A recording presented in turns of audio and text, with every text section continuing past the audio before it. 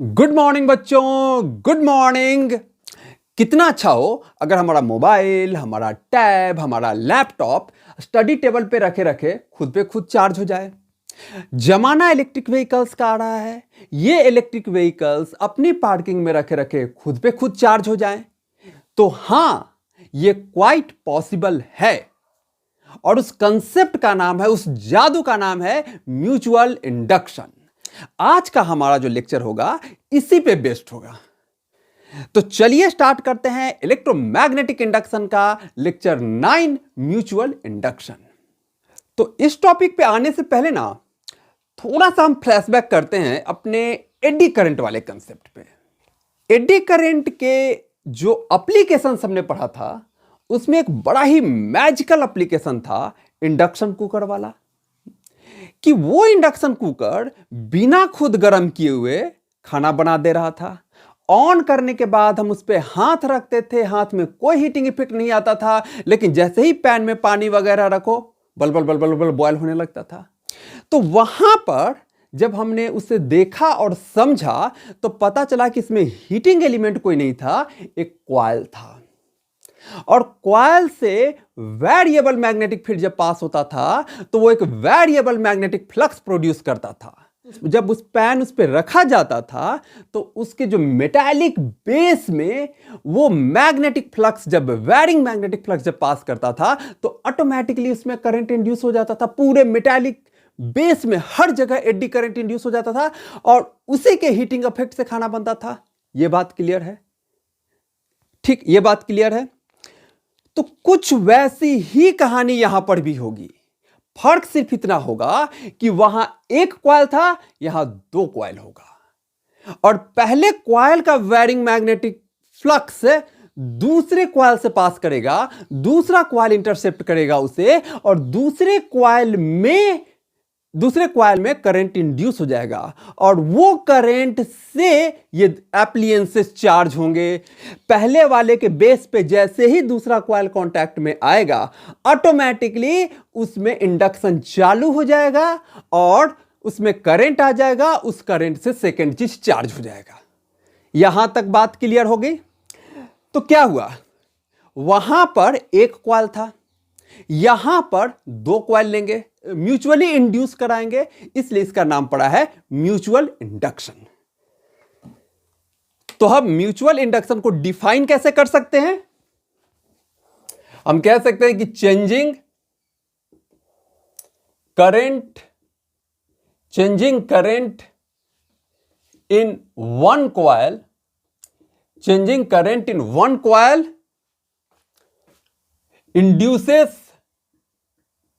induces EMF in the other. This effect is called mutual induction. Clear? अब हम इसे अगर दिखाना चाहें तो हम कह सकते हैं कि हमने दो कॉइल ले लेते हैं। एक कॉइल यहां पे ले लेते हैं, समथिंग लाइक इस तरह से, ये रहा। हमने एक लूप बनाया है, आप रिप्रेजेंटेशन के तौर पे ये एक पूरा कॉइल है जिसमें कई टर्न हो सकते हैं। ओके, और इसको करंट देने के लिए हमने इसका सर्किट पूरा किया, इसमें ये लगाया, स्विच लगाया, रेजिस्टेंस लगाया, जो भी है सब लगा दिया। ओके, और इसके पास में हमने एक दूसरा कॉइल लिया जो म्यूचुअली इस पहले कॉइल के, और दूसरे कॉइल में कोई अपना करंट सोर्स नहीं है, इसमें हमने सिर्फ और सिर्फ लगा दिया एक गैल्वेनोमीटर, ताकि जब इसमें कोई करंट आए तो ये डिफ्लेक्ट हो, हमें बताए कि इसमें करंट आ गया है। राइट? ओके, यहां तक कहानी क्लियर है। अब जब पहले वाले में हम आई करंट फ्लो करवाएंगे, सिंस दो कॉइल इन्वॉल्व हैं तो हम I1 इसे लिख दें, ताकि ये बताने के लिए कि ये करंट हमने पहले वाले में भेजा है, हमने इस स्विच को क्लोज कर दिया और I1 करंट सेटअप हो गया इसमें। अब इस I1 करंट के कारण इसमें अगर मैं क्लॉकवाइज मानूं तो उधर नॉर्थ होगा, ऐसे इस तरह से इसका ये रहा जी मैग्नेटिक फील्ड, ऐसे ऐसे ऐसे ऐसे ऐसे ऐसे दिखा दिया हमने। ओके, ये मैग्नेटिक फील्ड लाइंस सिर्फ पहले वाले से पास थोड़े ना कर रहा है, इसके एडजेसेंट में दूसरा क्वाइल भी है। तो ये क्वाइल इस मैग्नेटिक फील्ड लाइंस को, इस मैग्नेटिक फ्लक्स को इंटरसेप्ट कर रहा है। अब पहले वाले में करंट है और इसकी वजह से इस एडजेसेंट क्वाइल में फ्लक्स आ जा रहा है, इसको मैंने phi2 कह दिया। क्योंकि दूसरे वाले में फ्लक्स आ रहा है तो हमने यहां 2 लगा दिया। ये phi2 इस I1 की वजह से है, और जितना ज्यादा ये I1 होगा उतना ही ज्यादा वो फ्लक्स होगा वहां पर, क्योंकि इसी की वजह से वहां फ्लक्स है। तो ये बात हम लिख सकते हैं कि दूसरे वाले में जो फ्लक्स है वो प्रोपोर्शनल है कि पहले वाले में करंट कितना है। इसी प्रोपोर्शनलिटी कांस्टेंट को हटा के हम m लिखेंगे। तो हमने कह दिया कि phi2 is equal to MI1, और इसी m को इस सिस्टम का म्यूचुअल इंडक्टेंस कह देंगे। इस m को हम कहेंगे क्या, या तो हम कहेंगे इसे कोएफिशिएंट ऑफ म्यूचुअल इंडक्शन या म्यूचुअल इंडक्टेंस। इसका नाम हो जाएगा क्या, कोएफिशिएंट, वहीं के जैसा जो हमने सेल्फ इंडक्शन में किया था, वहां हमने L लिखा था, यहां हम M लिख रहे हैं। वहां खुद के कॉइल में प्रभाव आ रहा था, यहां पड़ोसी पे प्रभाव डाल रहा है। ठीक है, coefficient of mutual induction, coefficient of mutual induction कह लो, या इसी को कह लो म्यूचुअल इंडक्टेंस। क्लियर, बात क्लियर। अब वही बात है कि भाई समय के साथ जब ये आई करंट जब चेंज होगा तो करंट चेंज होगा तो फ्लक्स इसमें चेंज होगा, और जैसे ही फ्लक्स चेंज हो जाता है फैराडे लॉ से इसमें ईएमएफ डेवलप हो जाएगा, इसमें करंट फ्लो करने लगेगा। तो उस एस्पेक्ट को भी देखेंगे। पहले हम देख रहे हैं कि भाई इस सिस्टम का म्यूचुअल इंडक्टेंस क्या होता है। तो पहले वाले में करंट फ्लो करेगा, उसकी वजह से दूसरे वाले में फ्लक्स आएगा, तो दूसरे वाले में जितना फ्लक्स आएगा डिवाइडेड बाय पहले वाले का करंट, वही हो गया सिस्टम का म्यूचुअल इंडक्टेंस। क्या हो गया, phi2 इक्वल टू आपने कहा जी कितना, MI1। तो इस सिस्टम का म्यूचुअल इंडक्टेंस हो गया, दूसरे में जितना फ्लक्स आया और किस वजह से आया, पहले वाले के करंट की वजह से आया, तो इसे हम कह दिए इस सिस्टम का म्यूचुअल इंडक्टेंस। तो इसी कंसेप्ट के आधार पे जरा सा हम म्यूचुअल इंडक्टेंस जो हमारे सिलेबस में है कि सोलेनॉइड दो टू को एक्सियल सोलेनॉइड का म्यूचुअल इंडक्टेंस कितना होगा, तो उसको चलिए उसको निकाला जाए। कंसेप्ट वही होगा, एक कॉइल से करंट पास कराओ, दूसरे में देखो कितना फ्लक्स आया, phi2 बाई I1 कर दो, म्यूचुअल इंडक्टेंस निकल जाएगा। तो चलिए देखा जाए, उसको नोट किया जाए। ये हो गया, चलिए मिटा रहा हूं, कुछ छूट जाए तो काइंडली पॉज करके नोट कर लेना। हेडिंग लिखो आप, mutual inductance of two long coaxial solenoids. पहला ले लें भाई, कुछ इस तरह, ये है मेरा पहला सोलेनॉइड, ऐसे ऐसे ऐसे ये, और इसके ऊपर से रैप ओवर दूसरा वाला, ये ऐसे ऐसे। क्लियर, पहले वाले के ऊपर ऐसे ऐसे लपेटा हुआ दूसरा वाला। करंट पहले वाले से पास कराया जाएगा, फ्लक्स दूसरे वाले में देखा जाएगा, और वही तरीका है ना, करंट पहले वाले से पास कराएंगे, फ्लक्स दूसरे वाले में देखेंगे।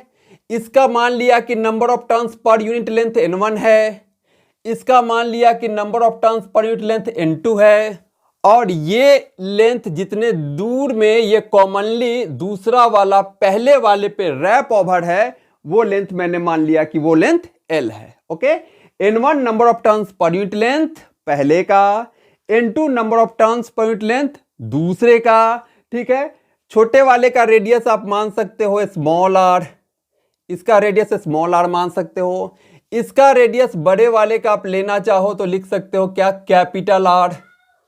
तो सबसे पहले अगर हम पहले वाले की बात करें तो हम जानते हैं कि लॉन्ग सोलेनॉइड में अगर I1 करंट फ्लो कराया जाए तो उसके अंदर जो मैग्नेटिक फील्ड आ जाता है वो mu not an I, that is mu naught N1 I1। हम पहले वाले की बात कर रहे हैं, तो हम पहले वाले की बात कर रहे हैं, तो हम पैरामीटर्स पहले वाले का लिया N1 I1।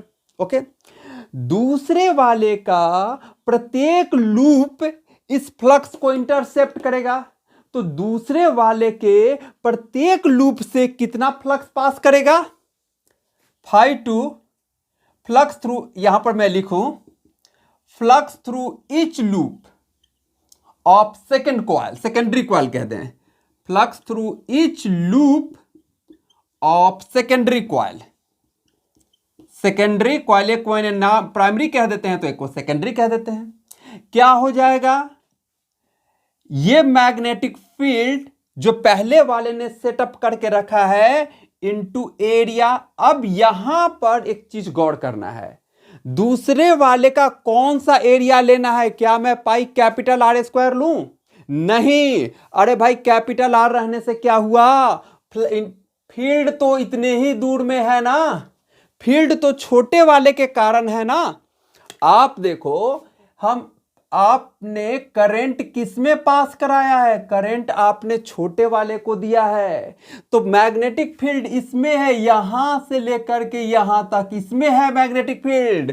बड़ा वाला एरिया, ये सब एरिया कोई काम का नहीं है, ये सब एरिया से, ये एरिया से, नीचे वाले ये सब एरिया से कोई फ्लक्स पास नहीं कर रहा है। तो हम कॉमन एरिया लेंगे, हम वो वाला एरिया लेंगे जिसमें कि मैग्नेटिक फील्ड है, जिसमें कि मैग्नेटिक फ्लक्स है, तो वो छोटा वाला एरिया है, हम बड़े वाला एरिया का नहीं लेंगे।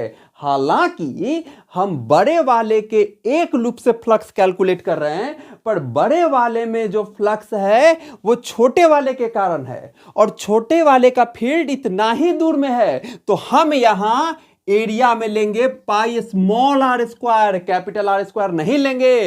इस एरिया को आप कह सकते हो कॉमन एरिया जिसमें फ्लक्स है। Okay, clear? तो क्या हो जाएगा, ये मैग्नेटिक फील्ड क्या है, mu naught N1 I1, mu naught N1 I1 multiplied by mu naught N1 I1 multiplied by pi R1 का स्क्वायर, पाई R1 का स्क्वायर। ये तो इसके एक लूप से है ना, अब उसमें जितने लूप हैं उस टोटल से टोटल फ्लक्स कितना पास करेगा, इसको हमने कह दिया φ2, एक लूप से total flux through secondary coil कितना हो जाएगा, इसको नाम दे दिया हमने, इसको यहां लाते हैं, इसको हम नाम दे देते हैं φ2 टोटल, टी एब्रीविएशन लगा दिए, φ2 टोटल। तो हो जाएगा एक से कितना फ्लक्स है, multiplied by total number of turns. एक से फ्लक्स आपने निकाल लिया, इतना है, यानी हो गया mu naught N1 I1 into pi R1 का square, mu naught N1 I1 into pi R1 का स्क्वायर इंटू स्मॉल एन से हम दिखाते हैं number of turns per unit length, और कैपिटल एन से हम दिखाते हैं टोटल नंबर ऑफ टर्न्स। तो कैपिटल N2 हम दिखा रहे हैं कि सेकेंडरी में टोटल नंबर ऑफ टर्न्स कितने हैं। तो आपको पता है कि सेकेंडरी का number of turns per unit length N2 है, स्मॉल n2। तो टोटल टर्न्स बाय वो ये लेंथ, यही हो जाएगा ना number of turns per unit length. मुझे चाहिए टोटल टर्न्स, तो N2 इंटू एल, कोई डाउट, यहां पर N2 चाहिए मुझे, तो स्मॉल n2 इंटू एल हो जाएगा। Total number of turns that is capital N2 in secondary, तो सेकेंडरी का number of turns per unit length into length. इसी को ऊपर रख दे, इसको मैं 1 कह दूं, पुटिंग इन अबव इक्वेशन, इसी को ऊपर रख दे रहे हैं, putting in above equation, putting in above equation. φ2 total is equal to हो गया mu naught N1I1 into pi R1 square into total number of turns that is N2L। थोड़ा अरेंज करके लिख लें, हो गया म्यू नॉट N1 N2 पाई R1 का square into L, और ये I1 pi square L I1। मुझे क्या चाहिए? फ्लक्स का हमने क्या निकाला था? φ2 होता है MI1, यही निकाला था ना। तो M निकालने के लिए मुझे क्या करना है? सेकेंडरी में total flux divided by primary का करंट, सेकेंडरी में total flux divided by primary का करंट। ओके, सेकेंडरी में total flux divided by primary का I1। तो ये जो टोटल टर्म बन गया वही बन गया mutual inductance for this system.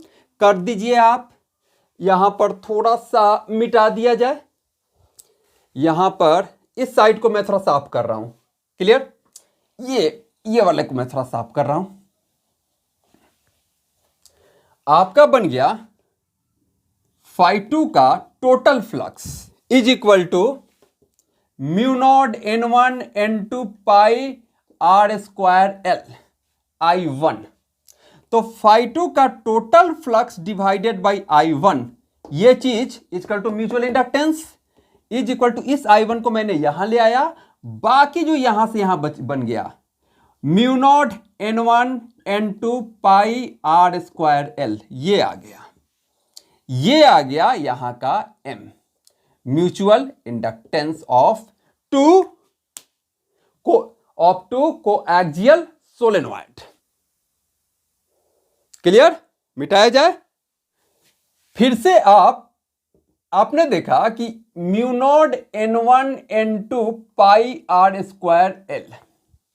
फिर से देखो, ये इनकी ज्योमेट्री पर ही सेल्फ इंडक्टेंस की तरह डिपेंड कर रहा है। Number of turns per unit length पहले वाले का, number of turns per unit length दूसरे वाले का, छोटे वाले का रेडियस, दोनों का कॉमन लेंथ, यही सब बातों पे डिपेंड कर रहा है ना। तो म्यूचुअल इंडक्टेंस सेल्फ इंडक्टेंस की तरह ज्योमेट्री पे डिपेंड कर रहा है, ज्योमेट्री पे डिपेंड कर रहा है। और ज्योमेट्री के साथ हम देखेंगे कि आगे एक और बात पे डिपेंड करता है कि दोनों कॉइल की ओरिएंटेशन कैसी है, इनके फ्लक्स आपस में लिंक्ड कैसे हैं, उसके बारे में हम आगे देखेंगे। ओके, चलिए इसके बाद अब इसी पे जरा सा एक न्यूमेरिकल देख लिया जाए। इसको मैं साइड में लिख देता हूं। अब इस पे एक न्यूमेरिकल देखा जाए। मान लेते हैं कि अभी जो दो सोलेनॉइड थे, इसमें एक सोलेनॉइड में नंबर ऑफ टर्न्स है N1 2000 मान लिया, और उसका लेंथ एक इसका ऐसे ही था ना, ये था पहला वाला, ये था पहला वाला, इस पे रैप ओवर किया हुआ था दूसरा वाला, यही कहानी था। तो पहले वाले का टोटल नंबर ऑफ टर्न्स है 2000, और पहले वाले का लेंथ मान लिया है 20 सेंटीमीटर। पहले वाले का डायरेक्ट हमको रेडियस ना देके डायरेक्ट एरिया दिया हुआ है, एरिया है 4 सेंटीमीटर स्क्वायर। ओके, उस पे जो ये दूसरा लपेटा हुआ है, तो इसके इंफॉर्मेशन हमें दे रखे हैं कि N2 दूसरे वाले का 2000 ना करके 1000 है, ये वाले टर्न 1000 है, और लेंथ भी इसका कम है, ये वाला लेंथ 10 सेंटीमीटर मान लिया, पर एरिया इसका बड़ा है। देखो आप, एरिया बड़ा है, पर एरिया बड़ा और छोटा रहने से मतलब नहीं है, एरिया हमें कॉमन एरिया लेना है। अभी हम देखेंगे इस न्यूमेरिकल में, ये इंफॉर्मेशन देखें, उसका एरिया है 8 सेंटीमीटर स्क्वायर। हमें पूछ रहा है कि इस सिस्टम का बताइए म्यूचुअल इंडक्टेंस कितना है। म्यूचुअल इंडक्टेंस का फॉर्मूला हम निकालिए, mu naught N1 N2 pi R square L। यहां पर देखिए मुझे N1 और N2 चाहिए, number of turns per unit length चाहिए, यहां पर टोटल दिया हुआ है। तो सबसे पहला काम किया जाए, N1 निकाल लिया जाए। Number of turns per unit length primary का कितना है भाई? नंबर ऑफ टर्न्स 2000, कितने लेंथ में? 20 सेंटीमीटर में, तो 20 इंटू 10 टू द पावर -2। इसको ऊपर भेजा जाए, 2000 बटा 20 गुने 10 का स्क्वायर कर दूं। ये से ये गया, 2 से 100 गया, 100 और 10 स्क्वायर कितना आ गया, 10 टू दी पावर 4, क्या टर्न्स पर मीटर। पहले वाले का n1 आ गया, small n1, number of turns per unit length. दूसरे वाले का भी निकाल लिया जाए, इन दोनों की जरूरत हमें यहां पे है। दूसरे वाले का है 1000 टर्न्स 10 सेंटीमीटर में, तो 1000 बटा 10 और यहां 10 टू द पावर -2 ऊपर आके फिर 10 का स्क्वायर बन गया। ये गए 2 2 उतना ही, ये भी आ गया, कोई बात नहीं, इसको भी लिख लिया जाए। अब कॉमन एरिया में हमें छोटे वाले का एरिया लेना था ना, तो जो एरिया लेना है वो हम 4 सेंटीमीटर स्क्वायर लेंगे, ना कि 8 सेंटीमीटर स्क्वायर। ये बात हम देख चुके हैं। तो एरिया की जगह हम लिखेंगे, इस पूरा पाई आर स्क्वायर की जगह जो एरिया आएगा वो हम लिख दें कितना, 4 सेंटीमीटर स्क्वायर, यानी 4 into 10 to the power -4 metre square. और लेंथ भी दे रखा है हमें कि कितने दूर तक ये वाला है, दूसरा वाला, ये हम पहले इतने दूर में है दूसरा वाला, तो इतना ही दूर में फ्लक्स इंटरसेप्ट करेगा, तो हम दूसरे वाले का लेंथ लेंगे, मतलब हम कॉमन लेंथ कॉमन एरिया लेंगे। यू दिमाग में रखें, हम कॉमन लेंथ कॉमन एरिया लेंगे, तो लेंथ दूसरे वाले का लेंगे कितना, 10 सेंटीमीटर। बस हमें यही दिमाग में रखना है कि भाई कॉमन लेंथ और कॉमन एरिया लें, क्योंकि ये बात डिपेंड करता है कॉमन फ्लक्स पे। ओके, तो इस सिस्टम का क्या निकाल चुके हैं, μ0 n1 n2 और कॉमन दोनों का एरिया, एसी में कर देता हूं कॉमन एरिया और कॉमन लेंथ, ऐसे कर दूं, समझना आसान हो जाएगा। μ0 कितना हो गया, 4 pi into 10 to the power -7। n1 और n2 दोनों 10 टू दी पावर 4 कैलकुलेट कर लिया। एरिया छोटे वाले का 4 into 10 to the power -4 metre स्क्वायर, कॉमन एरिया छोटे वाले का एरिया, और लेंथ कॉमन लेंथ 10 सेंटीमीटर, राइट। यानी लिखूं 10 into 10 to the power -2। I hope कि यहां तक बिल्कुल क्लियर है, हम फॉर्मूला में सिर्फ वैल्यूज को रख रहे हैं। पावर एडजस्ट किया जाए, पहले कांस्टेंट 4 पाई और 4 कितना हो जाएगा, 16 पाई। अब 10 के पावर को निपटा जाए, निगेटिव कितना है, 7 4 11 2 13 और positive 4 4 8 1 9, -13 + 9 -4, 10 to the power -4। Clear. 16 पाई कितना, 16 गुना 3.14, 10 का पावर 10 टू दी पावर -4। 16 को गुना किया जाए भाई, 16 चौको 64, 4 6, 16 का 16 और 6 22, 2 16 48 और 2 50, 50.24 into 10 to the power -4। Clear. Milli में ले आते हैं, 50 को एडजस्ट कर लेते हैं 5, तो हो जाएगा 5.024 इंटू 10 टू दी पावर -3। ये 10 टू दी पावर -3 को मिली लिख देंगे। क्या पूछ रहा था, म्यूचुअल इंडक्टेंस, यूनिट वही जो सेल्फ इंडक्टेंस का, हेनरी। क्लियर।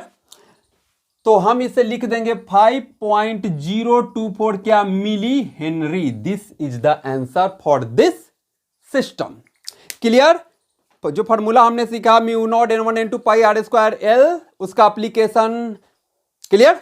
चलिए नोट कीजिए, आगे बढ़ते हैं। मिटाया जाए, चलिए मिटा रहा हूं। अब हम एक दूसरे सिचुएशन में म्यूचुअल इंडक्टेंस निकालेंगे। तरीका बिल्कुल वही रहेगा कि पहले में करंट दो, दूसरे में फ्लक्स देखो, 5/I, that is mutual inductance. इस बार हम निकालेंगे 2 कंसेंट्रिक कॉइल्स का mutual inductance of 2 concentric coils. Concentric coils यानी यूं समझ ले कि यहां पर एक, ये मैंने बना दिया कॉइल, एक रिप्रेजेंटेशन के तौर पे मैं एक सिंगल लूप बना रहा हूं, लेकिन बेसिकली ये कॉइल है, इसमें कई टर्न्स हो सकते हैं। तो ये एक कॉइल बना दिया और इसको सराउंड करते हुए ये दूसरा कॉइल है बड़ा सा, राइट। पहले वाले का रेडियस स्मॉल r ले लिया, दूसरे वाले का रेडियस कैपिटल R ले लिया। कैपिटल R हमें दे रखा है कि इस केस में मच मच ग्रेटर देन है small r, so that practically हम ये एज्यूम कर सकते हैं कि बड़े वाले के ऑलमोस्ट सेंटर पे ही ये छोटा वाला है, इस एजम्पशन के तहत। ओके, तो फिर वही करेंगे। हमने मानो इस बड़े वाले में हमने करंट दिया I1, ओके, और इस छोटे वाले से इस करंट के कारण कितना फ्लक्स जा रहा है वो कैलकुलेट करेंगे। तो फिर देखें आप, ये तो सर्कुलर कॉइल है, तो सर्कुलर कॉइल के कारण सेंटर पे मैग्नेटिक फील्ड कितना होता है हम जानते हैं, mu not I by 2r, mu naught I1/2 capital R, हम बड़े वाले की बात कर रहे हैं, पर उस ये mu naught I1/2 capital R, पर यहां पर एक टर्न नहीं है, यहां पर N1 टर्न है, तो फील्ड सबके कारण होगा, तो ये हो गया पहले वाले कॉइल के कारण उसके सेंटर पे फील्ड। ठीक है, अब छोटे वाले कॉइल के एक टर्न से कितना फ्लक्स पास करेगा, इसको मैंने लूप 1 कह दिया और ये मेरा हो गया लूप 2, उसको मैंने कह दिया phi2। एक टर्न से फ्लक्स थ्रू ईच टर्न की बात करना, flux through each turn of small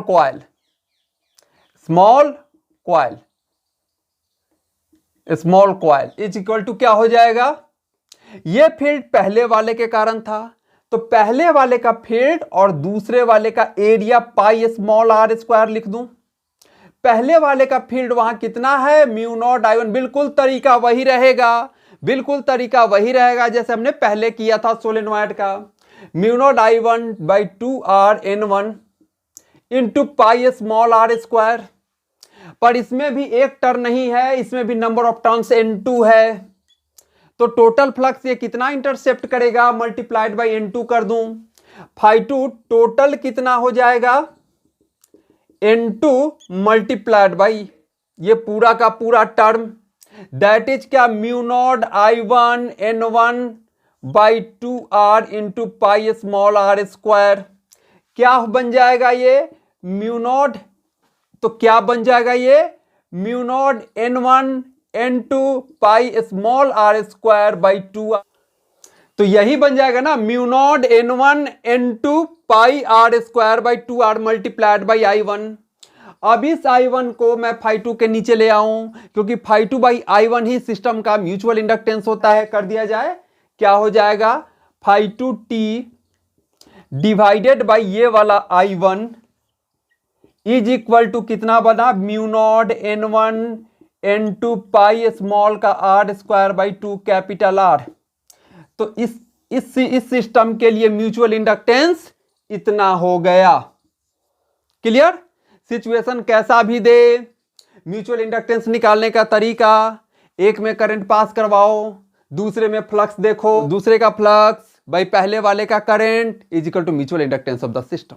okay, यहां पर एक बात और ध्यान देने वाली है और बड़ी जरूरी बात है कि अगर मैं इसे प्राइमरी मानूं और इसे सेकेंडरी मानूं तो भी म्यूचुअल इंडक्टेंस फर्क नहीं पड़ेगा, म्यूचुअल इंडक्टेंस सेम आएगा।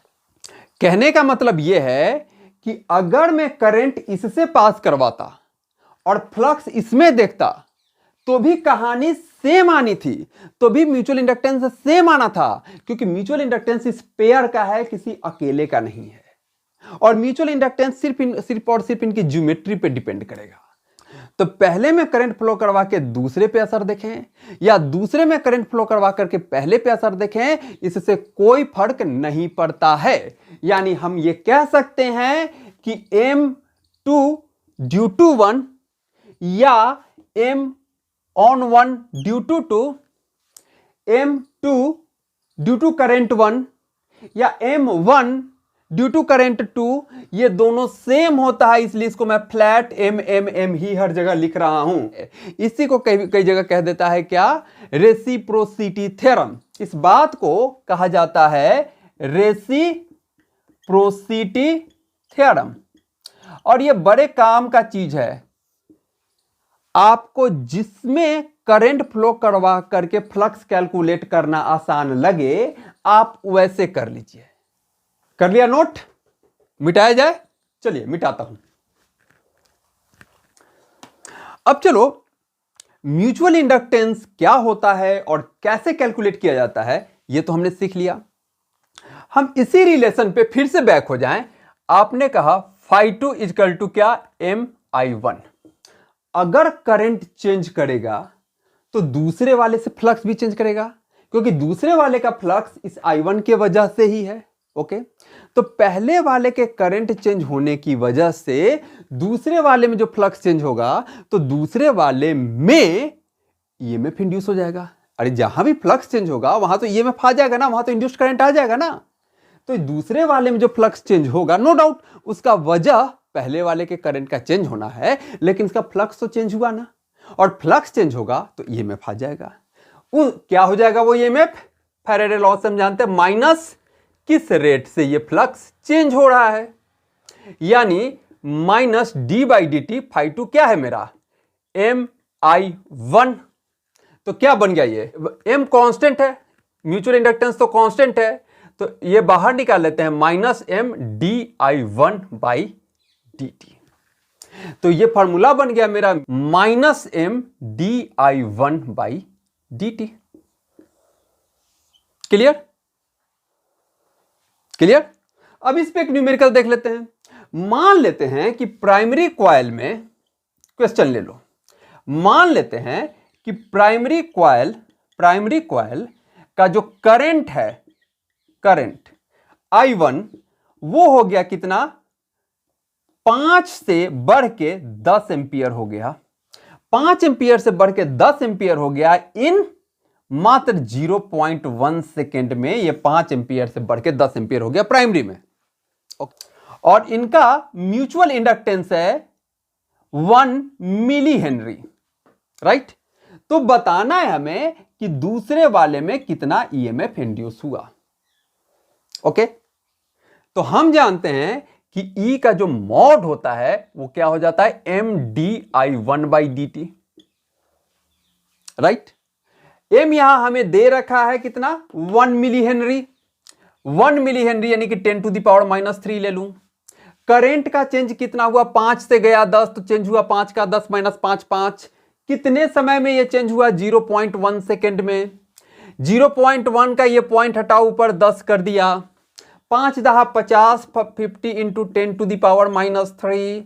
10 टू द पावर माइनस 3 को मिली में एडजस्ट कर देते हैं, तो हो गया कितना? 50 मिली वोल्ट। ये आंसर आ गया।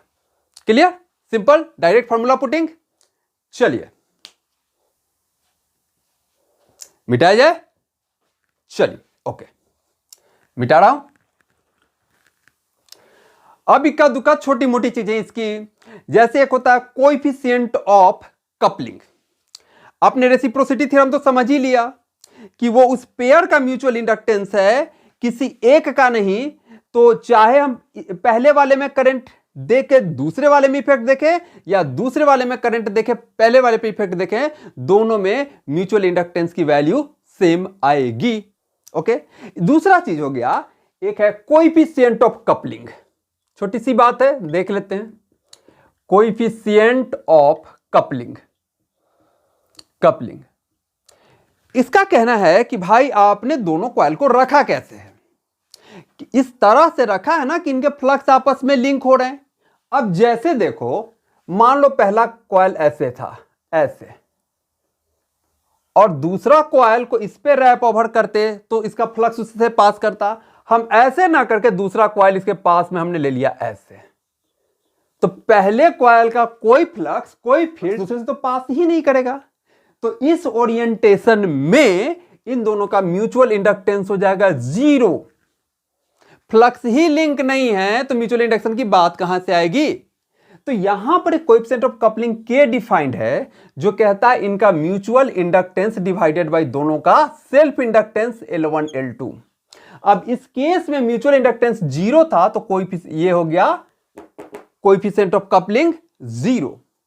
और जो हमने एग्जांपल लिया था कि इसको यहां ना लेकर के इस तरह से रखते, जो शुरू में हमने लिया कि इसके ऊपर ऐसे ऐसे ऐसे ऐसे लेते, तब इसका पूरा फ्लक्स इससे पास कर रहा था, तब वहां हमारा K का वैल्यू आ जाता पूरा 1, यानी पहले का पूरा फ्लक्स दूसरे से पास कर रहा है। और इसके बीच की कोई कहानी होगी जहां कुछ फ्लक्स पास कर रहा है, कुछ फ्लक्स पास नहीं कर पा रहा है, ओरिएंटेशन इस तरह की है, तो वहां का K वैल्यू आ जाएगा 0 से लेकर के 1 के बीच में। अगर पहले का पूरा फ्लक्स दूसरे से पास करे K1, अगर पहले का कोई फ्लक्स दूसरे से पास नहीं करे के 0 और इनके बीच की कोई सिचुएशन हो तो के 0 से 1, इसी को हम कहते हैं कोएफिशिएंट ऑफ कपलिंग। तो ठीक है, मैं इस क्लास को यहीं पे खत्म करता हूं। मन लगा के पढ़ते रहिए। थैंक यू बच्चों, थैंक यू।